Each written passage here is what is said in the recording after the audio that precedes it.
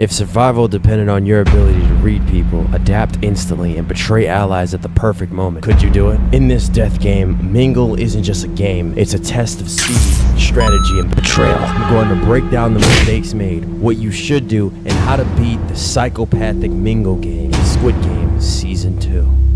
As the curtains unravel and the environment is clear, the feeling of anxiety creeps slowly down their spine. The front man appears, telling everyone the rules and what they have to do. After, the silence is deafening. The players are frozen for a moment, trying to process the rules, but then it hits them. 30 seconds is all they have. Panic erupts across the room as alliances are quickly formed, old friendships dissolve, and desperation takes over. With only a few seconds left, Ji-Hung's team scrambles to pull together and barely secures their survival in the first round. But the challenges are only going to escalate from here as the machine gun goes off. Player after player is eliminated as the next rounds unfold. Friends quickly become enemies as players are forced to betray one another for their own survival.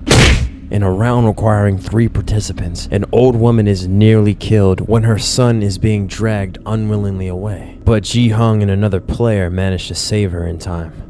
In the next round, player 95 stumbles just before reaching the door, and crypto investor Myung-gi takes her spot at the last second. Player 120 is enraged, accusing him of getting her killed, but Myung-gi defends himself, claiming that they wouldn't have made it anyway, and that his actions technically saved their lives. Reluctantly, the others have to admit he's right. This game is easily the most f***ed up. Why?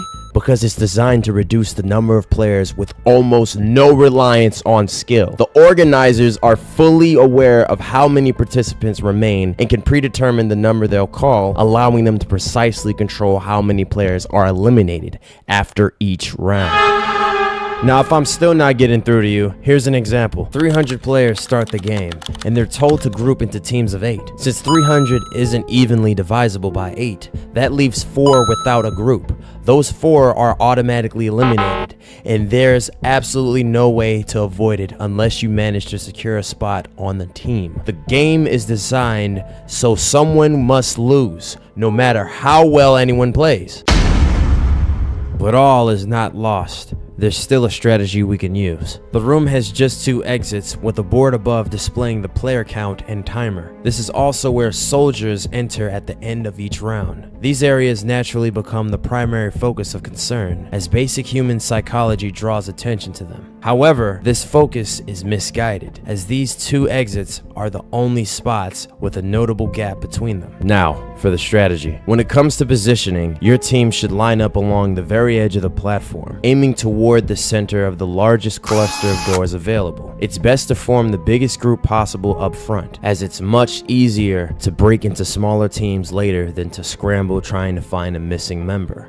Fortunately, identifying teammates is straightforward. All the X's should join forces. This way, they create a massive 160 player team while the O's are left scrambling and fighting in their smaller alliances. As more O's are eliminated, the X's gain access to more doors, which increases their potential winnings and improves their chances of voting their way out next time. There's no downside to this strategy. In the final round, only 2 players are allowed per room. Player 1 arrives at a room with Ji-Hung's friend, Young Bae, but another player gets there first. Without hesitation, player 1 breaks the other player's neck, securing the room for themselves and Young Bae, knowing it's their only chance to survive. After the chaos of Mingle, the survivors return to the familiar, sterile holding area. The atmosphere is thick with tension. Some sit silently, too stunned to speak. Others, like Ji-Hung, still shake with the adrenaline coursing through their veins. The walls close in on them, a constant reminder that only a few will make it out alive. But then the announcer comes out and says that the prize per person is 356 million won, and tells each player to step up to cast their vote whether or not they want to leave the game or continue.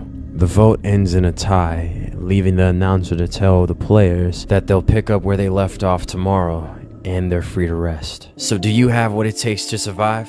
Put your strategy in the comments below, and don't forget to like and subscribe for more breakdowns. But until next time, stay sharp and stay alive.